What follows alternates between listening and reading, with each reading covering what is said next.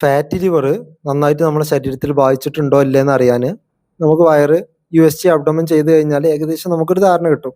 പക്ഷെ ഒരിക്കലും നമ്മളെ കിഡ്നി ഡിസീസ് ഉണ്ടോ ഇല്ലേ എന്ന് അറിയാൻ വേണ്ടിയിട്ട് ഈ സ്കാനിങ്ങിനെ മാത്രം ഒരിക്കലും നിങ്ങൾ ഡിപ്പെൻഡ് ചെയ്യരുത്. കാരണം നമുക്ക് ഒരു കിഡ്നി ഡിസീസ് ഉള്ള ഒരാള് ഒരുപാട് വർഷമായിട്ട് കിഡ്നി ഡിസീസ് ഉണ്ട്. ആ ഒരു വ്യക്തി ആ കിഡ്നി ഡിസീസ് ഉണ്ടായത് ഇപ്പോൾ പ്രഷർ കാരണോ അല്ലെങ്കിൽ വേറെ എന്തെങ്കിലും അസുഖം കാരണോ കിഡ്നി ഡിസീസ് ഉണ്ടായതാണെങ്കിൽ ആ ഒരു വ്യക്തിന്റെ കിഡ്നി മിക്കവാറും ചുരുങ്ങിയിട്ടായിരിക്കും ഇരിക്കുക. ഈ ചുരുങ്ങിയ കിഡ്നി നമുക്ക് സ്കാനിങ്ങിൽ പെട്ടെന്ന് തന്നെ മനസ്സിലാക്കാൻ സാധിക്കും.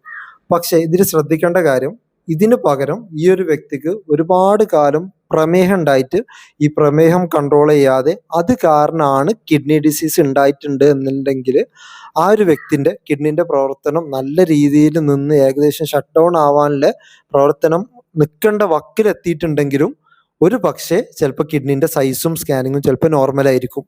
അത് ഈ ഡയബറ്റിസ് ഉള്ള ആളുകൾക്കാണ് ഈ ഒരു പ്രത്യേകത സാധാരണ സ്കാനിങ്ങിൽ കണ്ടുവരാറുള്ളത്. അപ്പോൾ ഫാറ്റി ലിവർ നമ്മൾ സ്കാൻ ചെയ്ത് നോക്കിയാൽ ഉണ്ടോ ഇല്ല എന്നുള്ള ഏകദേശം പറയാൻ പറ്റും.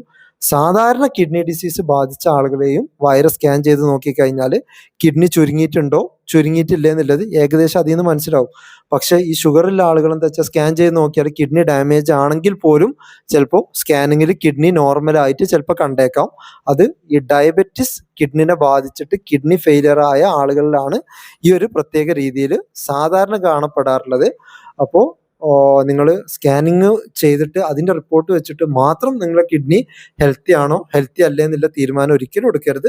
അതിൻ്റെ കൂടെ തന്നെ നിങ്ങളുടെ ഷുഗർ കൺട്രോള്, BP, മൂത്രത്തിലെ പ്രോട്ടീൻ ലീക്ക്, ക്രിയാറ്റിൻ, ഈ പറഞ്ഞ 3-4 പാരാമീറ്റേഴ്സും കൂടെ നോക്കിയിട്ട് വേണം നിങ്ങളുടെ കിഡ്നി ഹെൽത്തി ആണോ അല്ലെങ്കിൽ ഹെൽത്തി അല്ലേ എന്നുള്ള തീരുമാനം നിങ്ങൾ എടുക്കേണ്ടത്. ഇല്ലെങ്കിൽ നിങ്ങൾ പറ്റിക്കപ്പെടാനും നിങ്ങളെ കിഡ്നി ഡിസീസ് മിസ്സായി ഒരു എമർജൻസി ഡയാലിസിസ് ഒക്കെ തുടങ്ങേണ്ട സിറ്റുവേഷനിൽ എത്തിച്ചേരാനുള്ള ചാൻസ് വളരെയധികം കൂടുതലാണ്.